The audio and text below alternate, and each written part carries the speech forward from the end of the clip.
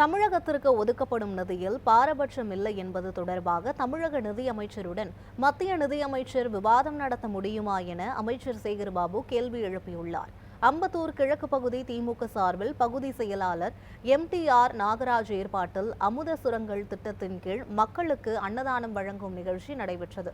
இதில் அறநிலையத்துறை அமைச்சர் சேகர்பாபு கலந்து கொண்டார். இதையடுத்து செய்தியாளர்களுக்கு பேட்டியளித்த அவர், மத்திய நிதியமைச்சர் நிர்மலா சீதாராமன் சொல்லும் பொய்களை ஏற்க பொதுமக்கள் தயாராக இல்லை என கூறினார்.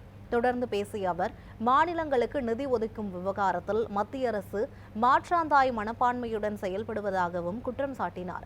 இந்த நிகழ்வில் அம்பத்தூர் சட்டமன்ற உறுப்பினர் ஜோசப் சாமுவேல் மற்றும் மண்டல குழு தலைவர் PK மூர்த்தி ஆகியோர் கலந்து கொண்டனர்.